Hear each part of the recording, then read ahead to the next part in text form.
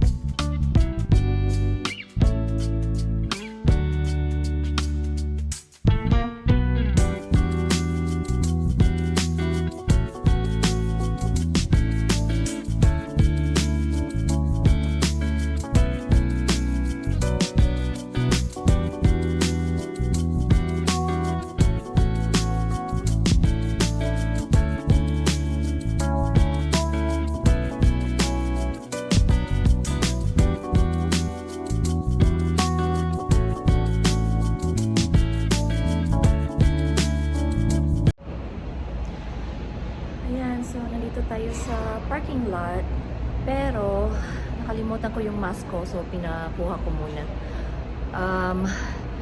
Kung nanginginig tong video, it's because nanginginig yung kamay ko. Malamig po ngayon dito. Akala namin iinit na, but mali. So, actually merong snow at saka hail sa ibang parte ng Las Vegas.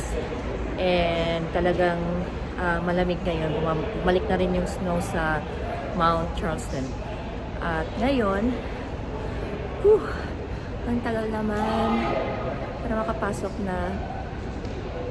Magko-contact lens sana ako. Hindi ako magsasalamin ngayon. Kaso, I had a very long day at work and talagang more than 8 hours na nakababad yung mata ko sa computer. So, kailangan ipagpahinga. Kaya, yeah, nakasuot ako ng glasses. Parang dapat naka-contact lens, dapat walang glasses. Parang geeky, but hey, comfort first, di ba? Tsaka alagaan natin yung mata natin. So, let's go inside.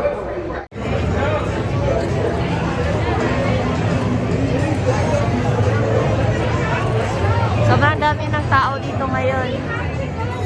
Kaso masyadong maingay.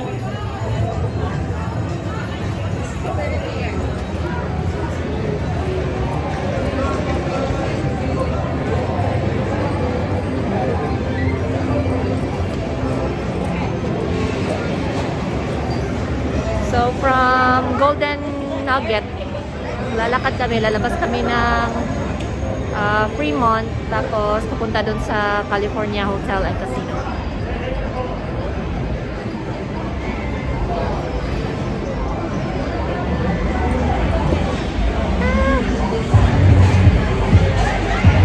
Ayan, malamig na.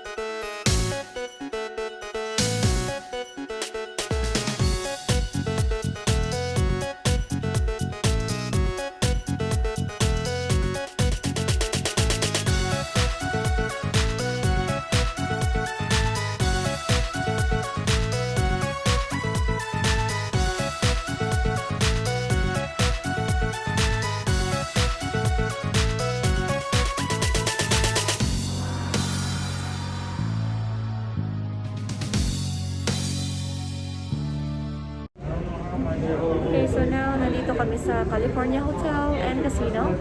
Ito yung sinasabi ko kanina na pupuntahan namin kasi kakain kami. Pero alas 11 yung oras na makakapasok at saka kakain nung gusto namin at hinahabol namin dito talaga. So kahit late na gutom na ako kasi alas 11 na ng gabi. Hinihintay po talaga namin to. So right now we're here at this restaurant called Market Street Cafe, and tulad ng sabi ko kanina, it's more of a Hawaiian slash Filipino cuisine, pero for the most part parang ano siya, Hawaiian place siya na Hawaiian restaurant. Yun yung gusto ko sabihin. Naubusan ako ng words. Tsaka pampaano na rin, tawag nito, pampainit na rin ng katawan kasi nga malamig ang panahon dito sa Las Vegas. So saktong-sakto ko ang pag-order namin ito. Papakita ko sa inyo kung ano yun mamaya pag nakapasok na kami kasi nasa pila pa po kami. So nakapasok na kami, nakaupo na kami. Ito po yung talagang target namin dito na pinagpipilahan, but for some reason ngayon hindi masyadong marami yung tao, pero talagang on a regular basis. Just water, no ice please. Two. Thank you. Pinagpipilahan, pero ngayon hindi masyadong wala masyadong, mabilis kami nakapasok. So ito po yun. Yan. Yan ang target natin ngayon.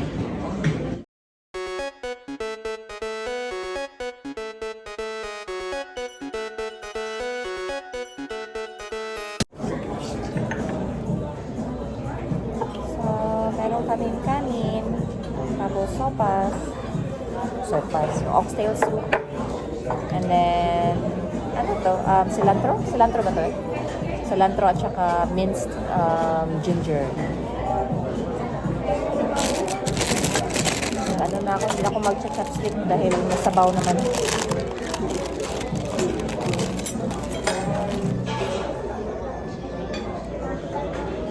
Do you want this one, babe?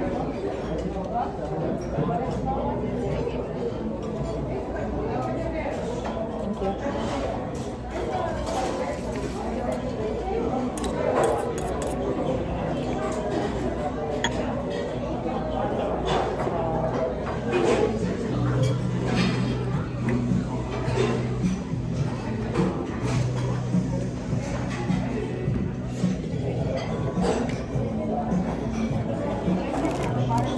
Mga unta, mga tayon, kain po.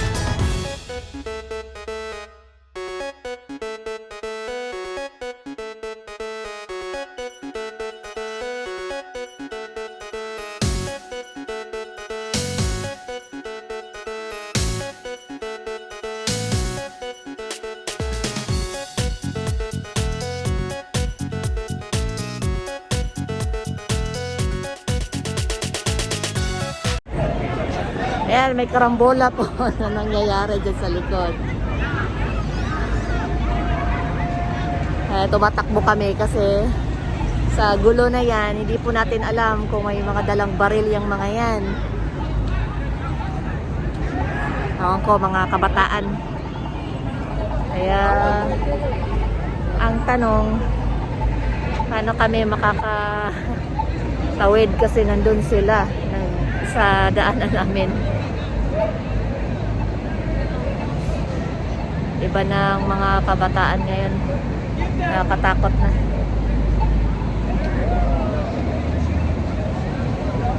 Not to mention, kanina meron pang 2 kotse ng pulis na dumaan. So, nung nakita nila yung pulis, nag-behave sila. Tapos, nung dumaan na yung pulis, karambola na naman. Saan tayo dito? Ayan. So, yung mga ganyan, as much as possible, stay away na lang. Kasi baka may mga bit-bit yung mga armas na hindi natin alam. Madamay pa tayo sa gulo. Disgrasya pa tayo. Ang ano pa dito, ang hindi ko kaya talaga pagdating dito sa mga casino, yung amoy ng sigarilyo at saka marijuana. Talagang napaka-strong, hindi kaya ng ng baga ko talaga. Sakit sa ilong. So, yeah, medyo may mga ngayon dito, alitan. Kaya balik na lang tayo doon sa kung saan tayo galing.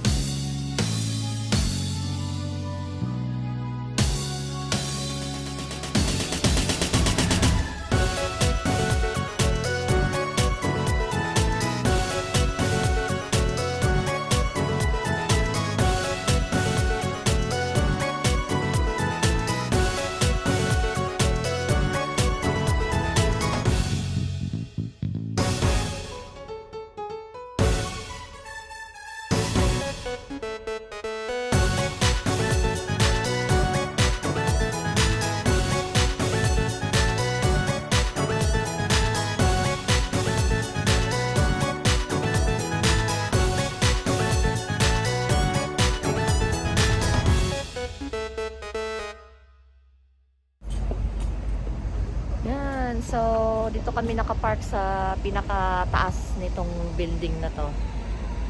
Ayan. Kasi nga, sobrang dami na ng tao dito. Which is very, very good para sa Las Vegas.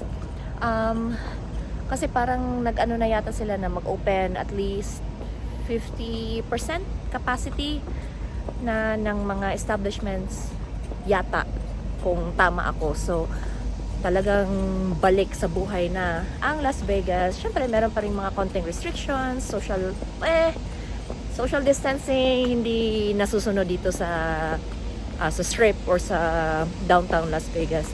Dahil sobrang dami ng tao, dikit-dikit pa rin. Pero, nakamask sila at saka napakaraming hand sanitizing station sa loob ng mga casinos, mga hotels. So, talagang pinapractice at tinatry pa rin nila na sumunod doon sa protocol or mandate, which is cleanliness. Wala na yung social distancing, hindi naman nasusunod. Mask, tsaka hugas ng kamay. So, kung tama ako, it's already 11:52. So, PM. Kaya, uwian na. Ayan, medyo makulimlim. Nag-iinarte ang weather dito na sa Las Vegas ngayon. Kasi, last week maganda ang panahon, mainit. Tapos biglang lumamig ng ganito. So, hopefully next week, mag-start na siyang mag-warm up. So, let's go home. Okay, so nakauwi din tayo. Time check, it's 12:20 a.m. So, madaling araw na po dito. Hope na nag-enjoy kayo sa small gala natin for today. For tonight, kasi nga gabi na. And may mga unexpected na mga nangyari, mga na-witness natin. But still, overall, it was fun. I had fun. We had fun. And thank you so much for watching this video. I hope you guys enjoyed. And please don't forget to like and subscribe to my channel. And please don't forget to hit that bell button para notified kayo pag may mga bago tayong uploads. Again, this is Kathy, your Ilocana, Ilongga, Bisaya gal, always saying, don't let anyone turn you away from your purpose and always live life for what it's worth. Again, thank you so much for watching. Bye!